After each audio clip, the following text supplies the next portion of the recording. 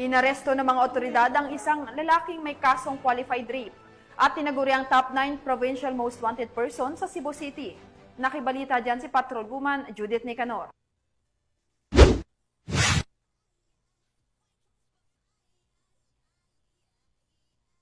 Sungan ang bagsaking may qualified rate turing in most wanted level ng sa Sitio Puras, Barangay Sambag 1, Cebu City nito lamang nakaraan. Kilala ni Police Major Mark Eric Cabaluna Papong, Acting Station Commander ng Police Station 2, Cebu City Police Office, ang suspect na si Joscoro, 42 anyos na residente ng GK Pasil, Malitbog, Southern Leyte. Ayon sa ulat, bandang 12:39 ng madaling araw nang maaresto ng kapulisan ng suspect sa bisa ng warrant of arrest para sa kasong qualified rape ng Article 266A, kaugnay sa Article 266B ng Revised Penal Code.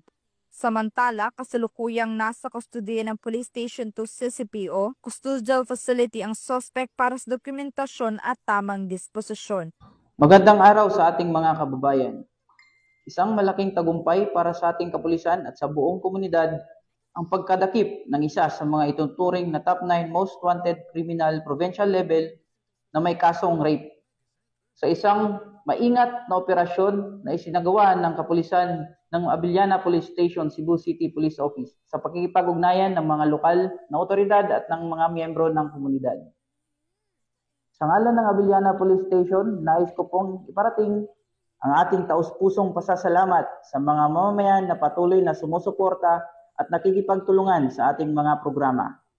Ang inyong tiwala at kooperasyon ay malaki ang naging bahagi sa tagumpay na ito.